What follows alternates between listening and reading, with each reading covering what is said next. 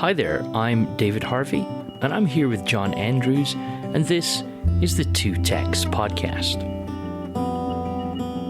In this podcast, we're two friends in two different countries, here with you every 2 weeks talking about two different texts from the Bible. In this season, as we enter our second year of podcasting together, we step beyond the stories of Jesus in the Gospels and into the book of Acts. The book of Acts is a series of stories and events from the early church when they encounter the disrupting presence of the Holy Spirit. Well, John, we are coming to the end of chapter 5. The apostles are causing all sorts of challenge and thought-provoking, life-changing sort of notions and ideas. And now they've sort of put a question on the table about who we're going to obey. And the fact that this is all coming from, well, a confrontation in the temple space, really. So there's some depth, I think, around this question. We're going to obey God, not human authority. And I can't help but think about the context. You say this all the time, and I think it's so important to remember, where is this being said? Right? Yeah. And it's being said in the temple, surrounded by the authorities. The question is laid down, who are we going to obey when God's doing stuff that we didn't expect? And so you're going to read the text for us from verse 33.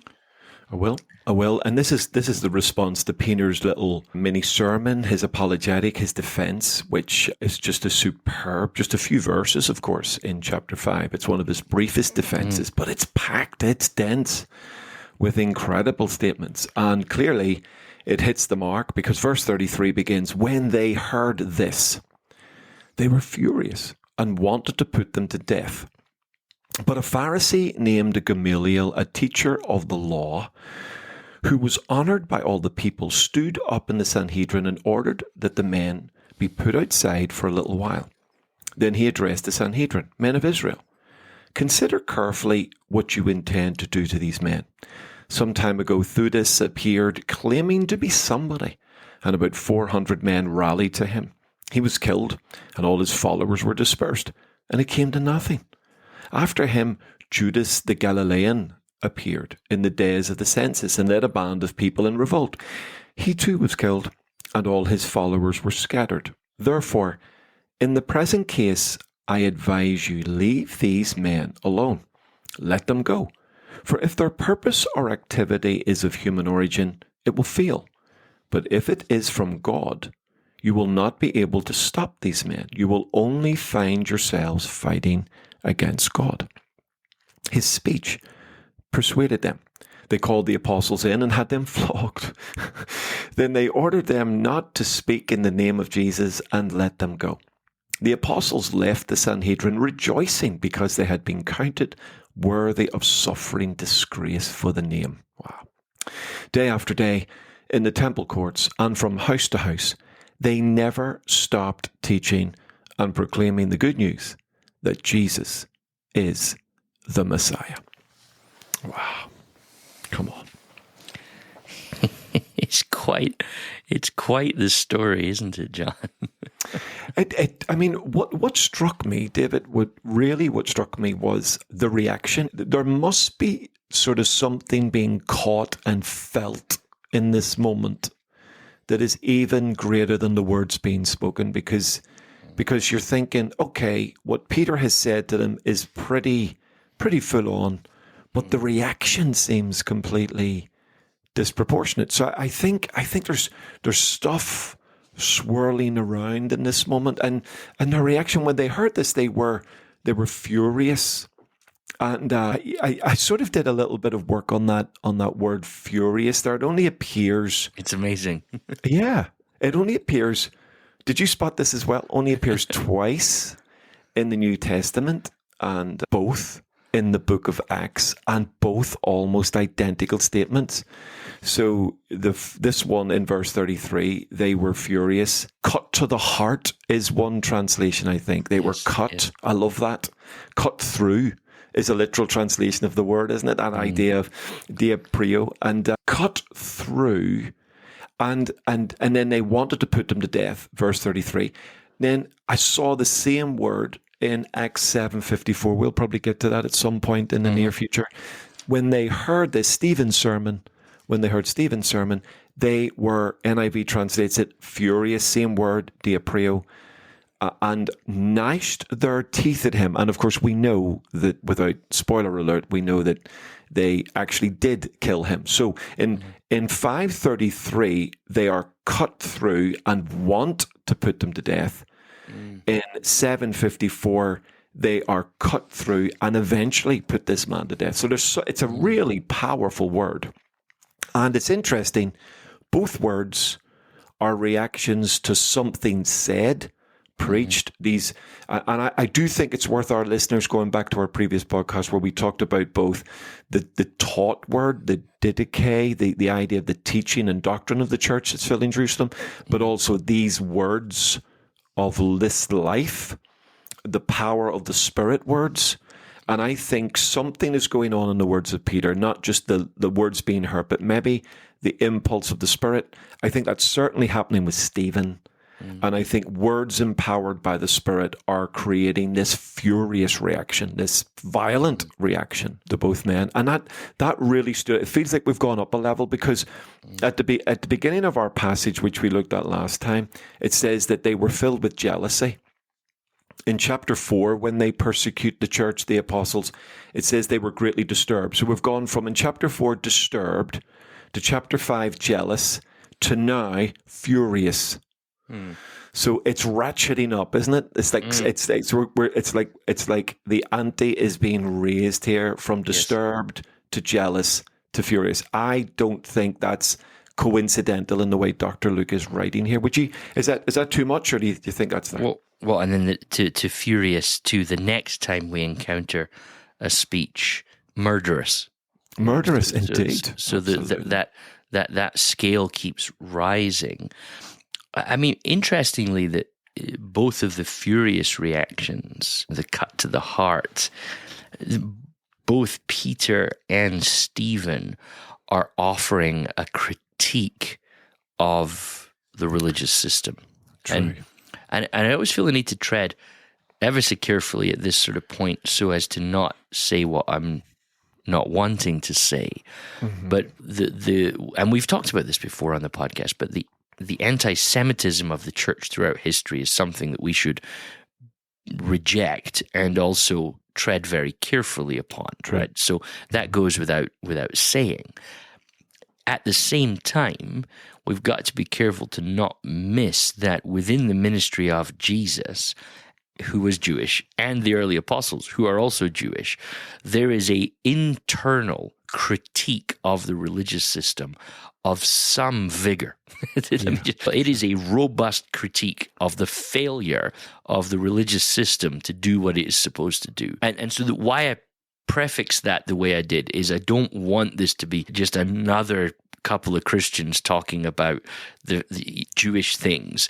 But I think if you read the text at its face value, here you have a group of Jewish men being inspired by Jesus, who they are convinced, we would say rightly, is the Jewish Messiah, but not in the ways that necessarily people expected. But a hugely significant part of that message is the failure of the system to identify Jesus, but also the failure of system, deeper than the identity of Jesus, the failure of the system to do what God asked it to do. And I think that's explicitly present in the text. And that might be why the church has sometimes got itself caught up in anti-Semitism, because it's just reading the text at face value and now saying, oh, well, we're going to do the same thing. Because it strikes me as interesting that if you look at what Peter does in Acts chapter 5, is he basically leans heavily into what I think was a key part of Jesus' ministry. John Dominic Crossan, the New Testament scholar from some while back, he had this beautiful phrase. He said that Jesus came to announce the brokerless kingdom of God. Right?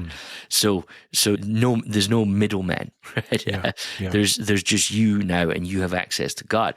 But of course, brokerless kingdoms will always cause the people who have been doing the brokering to think about how popular it was when you can now book your car insurance online and don't need your own insurance broker anymore. Well, it's popular to you because you saved money, less popular to the brokers because they were now out of business. And that's the threat I think it's veiled if you're not aware of the system.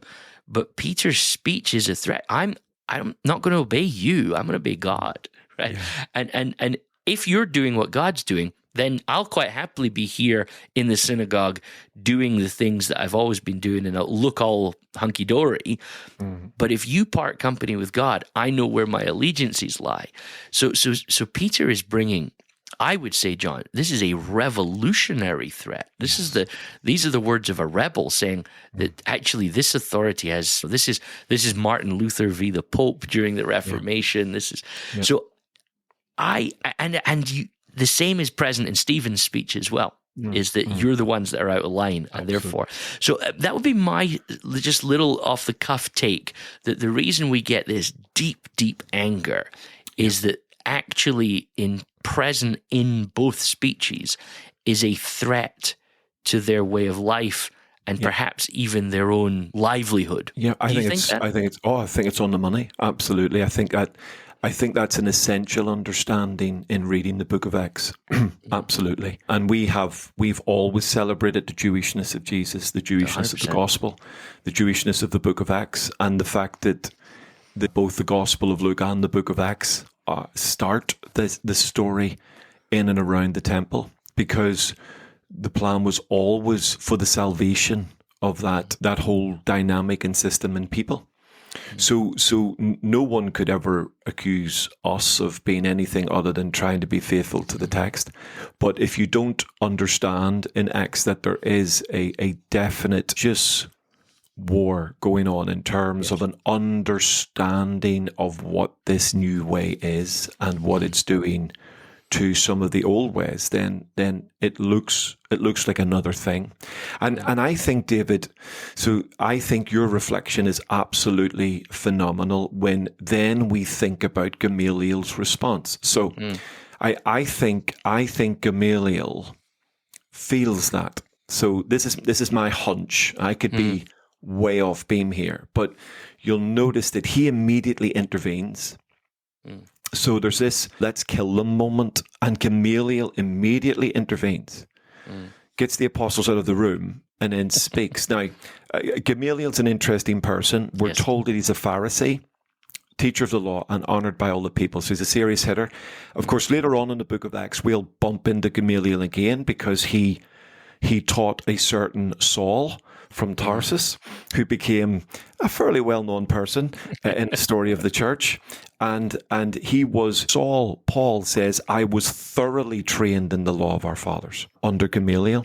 Now, what's really interesting, of course, about Gamaliel is that he's actually the grandson of Rabbi Hillel. Yes. Now, some of our listeners might flash up a little light bulb for them. So in the world of the New Testament, especially in the world of Jesus actually comments on some of the interpretations of famous rabbis Shammai and Hillel. And most famously, the divorce conversation is Shammai and Hillel. And a little easy way to remember it is Shammai is more strict interpretation. S, Shammai for strict. That's how I've remembered it. Yes. And Hillel a little bit more liberal. So Hillel's position when it comes to aspects of the law would be deemed a bit more liberal, a bit more critical, perhaps. Yes. So here's my thought, right? Is Gamaliel hearing something in the subversiveness of Peter that he actually deep down goes, the boy's got a point, right? There's something going on here. And that actually Peter is saying some stuff that people like Gamaliel of a more liberal position might go, actually. And I think we see this in the life of Jesus. Like Nicodemus reaches out to Jesus and he says, we know you are a man sent from God. So they're troubled by Jesus, but yet we know you're a man sent from God. There's this, something's going on there. Is Gamaliel the sort of Nicodemus type character? He certainly saves the apostles' lives here. Mm, He makes a decision which creates an opportunity for the next wave of influence. And I think that's motivated by, number one, I think in our last podcast we talked about the fact that maybe something of the tone of Peter's conciliatory idea, he God of our fathers, etc., etc. I think Gamaliel may be hearing and feeling something in Peter, but he intervenes, and it could be that he's not as against the idea that our system isn't delivering what it should be in the way that maybe Peter is presenting. I may be going out on a limb there, but I think that might be there, David. Yeah, Gamaliel's a fascinating character, isn't he? And I think that in one sense, the way he responds to this is very classically Hillel side of the traditions, is to be patient. Let's see how this works out. This is one of the things that fascinate Pauline scholars, that Paul is introduced to us as somebody that sits at the feet of Hillel, but yet when we meet Paul, he appears to have been very influenced by a Shammai way of thinking, which is strike first and then work it out later. So I think that you've got the potential that a Hillelite like Gamaliel will tend towards something interesting. However, there's also, it's fascinating to me, and I can't line up for sure the time scales on this, right? So forgive me for just thinking out loud with you, John, but Gamaliel in the Talmud is referred to as the Nasi, right, of the Sanhedrin, right, the president, the leader, right, and Nasi in Hebrew is sometimes the prince. And I just was remembered back to our last episode where Peter uses this slightly unusual word where he says God exalted Jesus as the leader and the savior, right? Wow. And then in the very next verse we've got this Pharisee named Gamaliel, a teacher of the law respected by all the people, right? Who later tradition at least tells us that they refer to him as the president, the prince of the Sanhedrin. There's almost a sense of if, and a huge if here, but if this was kind of how he was referred to at the time of the apostles, that Peter's dig could be a dig towards even Gamaliel himself, right? No, Jesus is the leader, not you.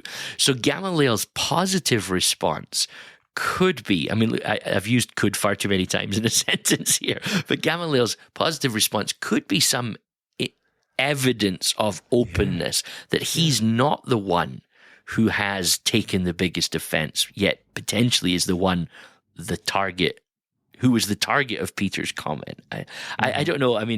That is a shaky house of cards I've just built, John, but it's interesting, isn't it? Well, as we sometimes say, we may not build our house on that, but don't take it off the table. I think that's worth keeping on the table. That's fabulous. I've never seen that before. That's a gorgeous connection, potentially, to sort of prince and ruler of the Sanhedrin. And it would explain why like he steps into this moment and everybody goes, okay. Now, the Sanhedrin is known for its raucous disagreement and argument and let's have a good old scrap over something or other. And yet he brings the whole thing to order. Yes. It's quite striking. Yes. And not only does he bring it to order, but his way of approaching this and going forward is unanimously accepted. Yes. So it does sort of lean into that. If that's connected, that's phenomenal. And our listeners shouldn't abandon that idea. That's where the hunt, I think. And at the very least, it's a tasty little rabbit to chase, isn't it? Yes. Yes. No, absolutely. Fabulous. Absolutely. Fabulous. Love it. And I think, there's depth to his teaching model as well of patience, of don't be so quick.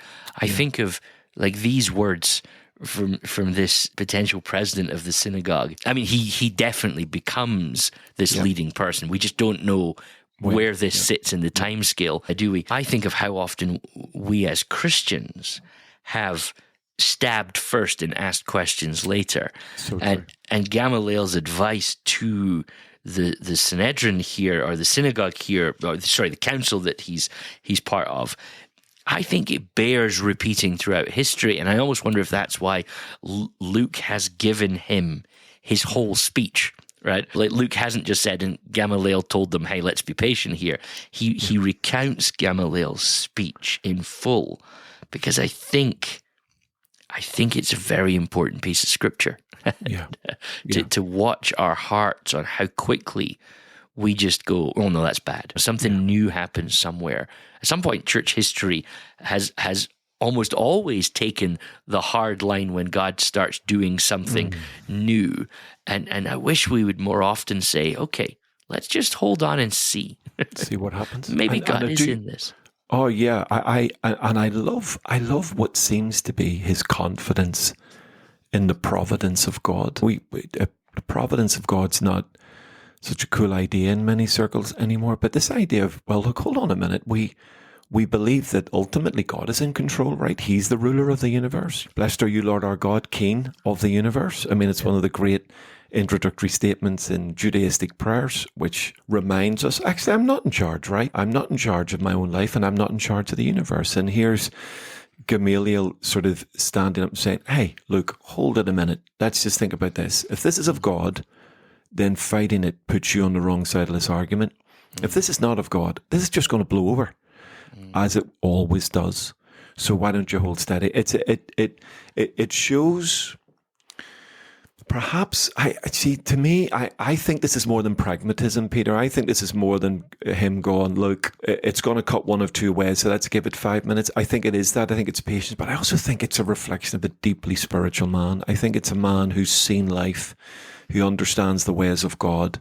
Perhaps before this moment, it's inconceivable that Gamaliel has not had conversations about Jesus.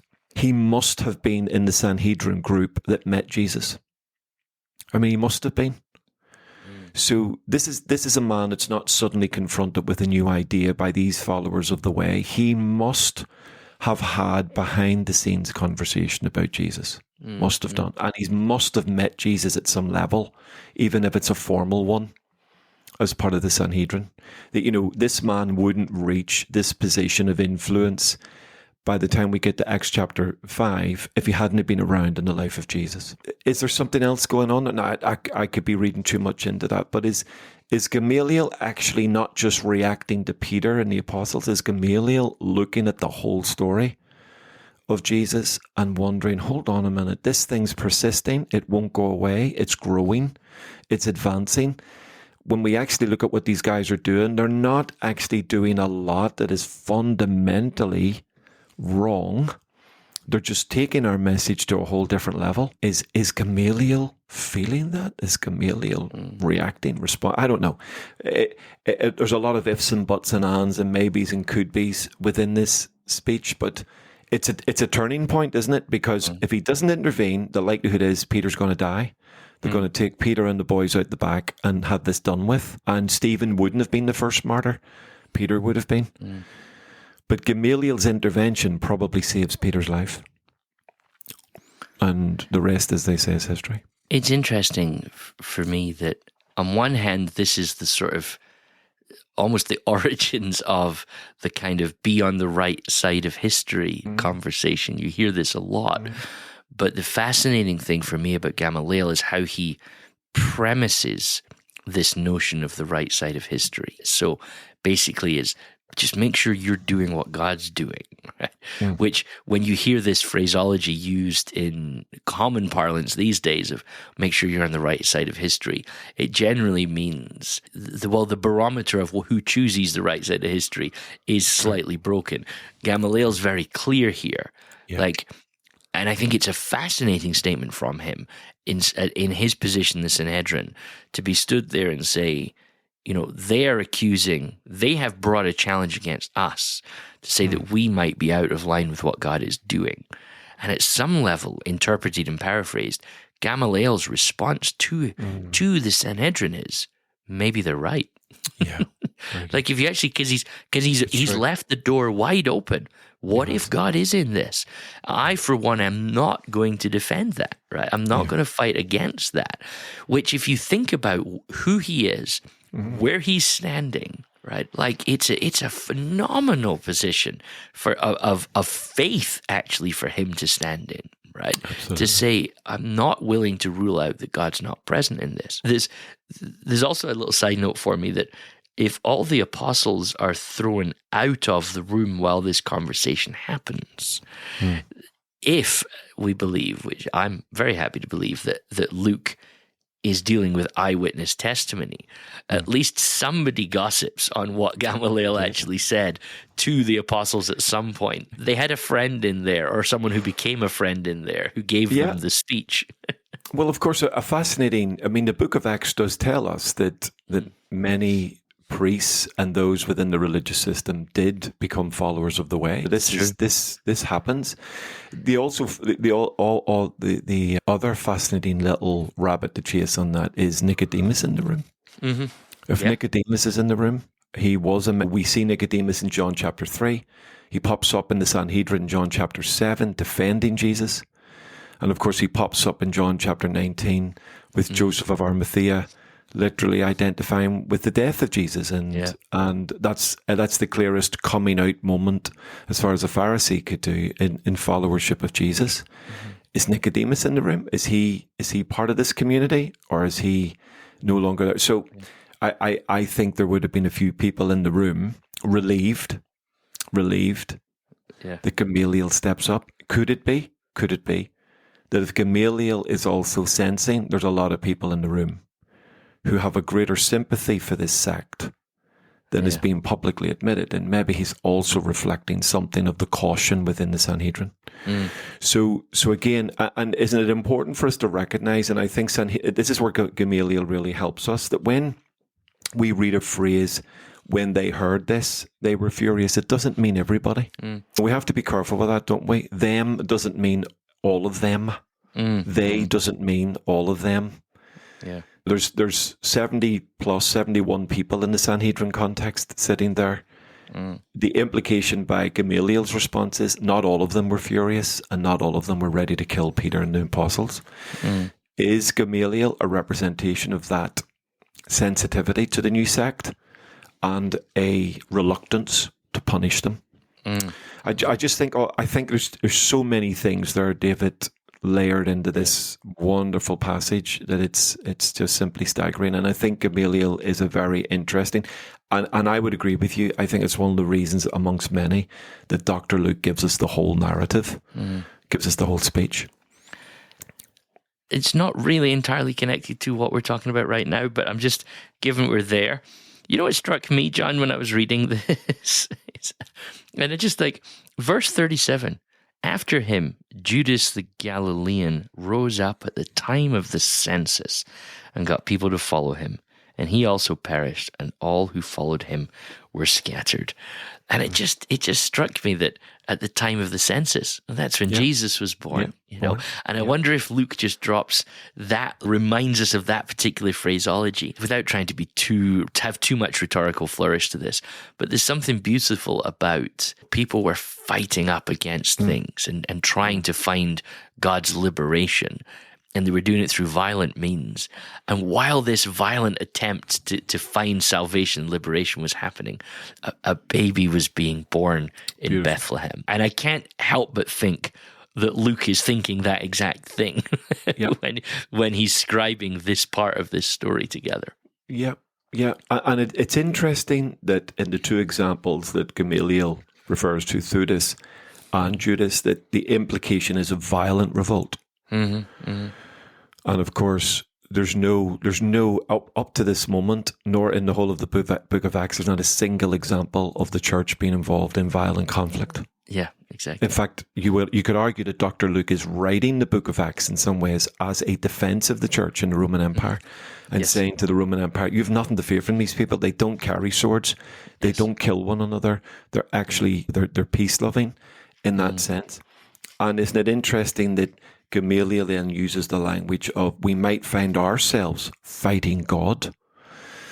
So there seems to be a lovely sort of juxtaposition of the language, the Yes. the revolt language that is absent from the way, and now the aggressive language that is present potentially in the Sanhedrin. I mean, is Gamaliel really playing with that and saying, guys, be careful, or we find ourselves becoming the very thing that we are not wanting to become? I just think that's very fascinating, potentially nuance in there.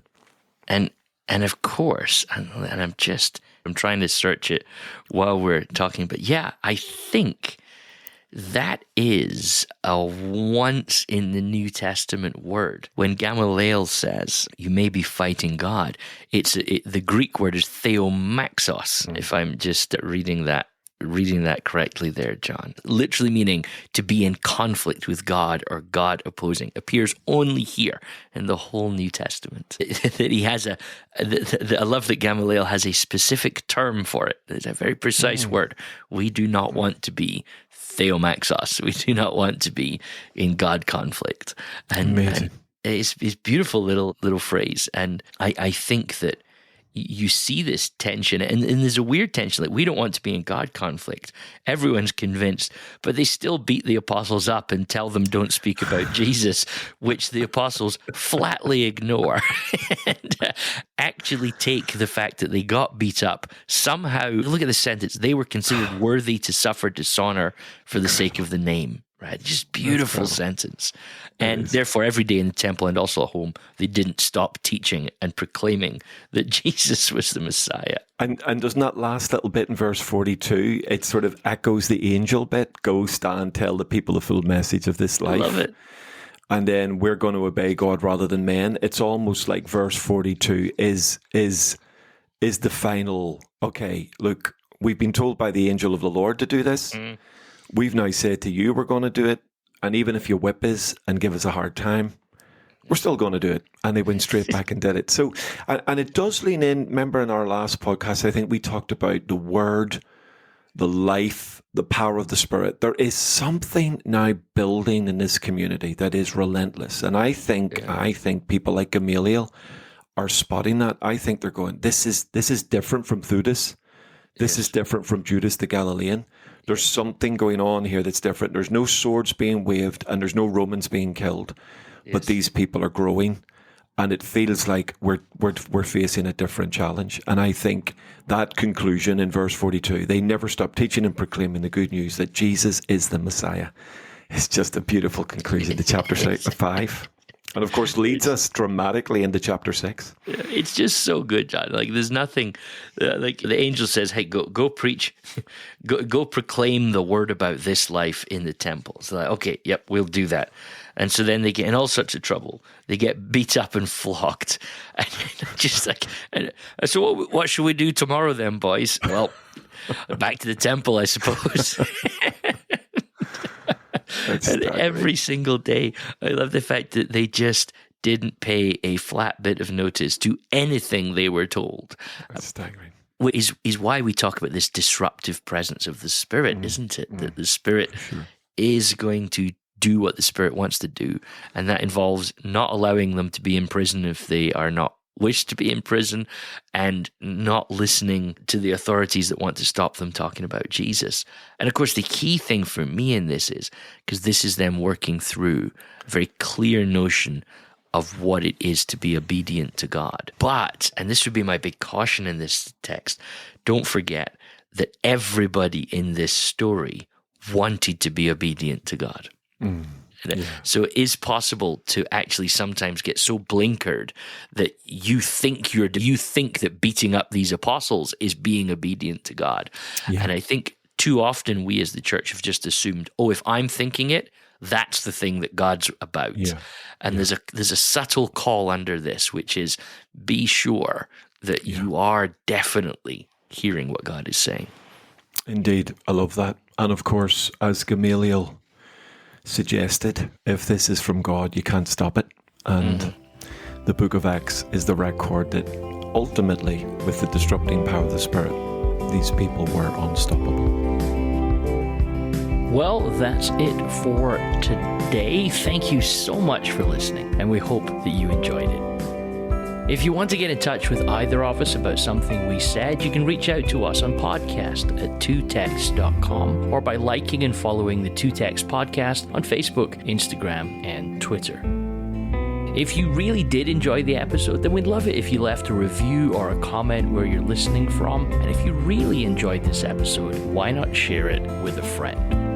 Don't forget that you can listen to all of our podcasts from this season and others at www.twotext.com. But that is it for now. So until next time, goodbye.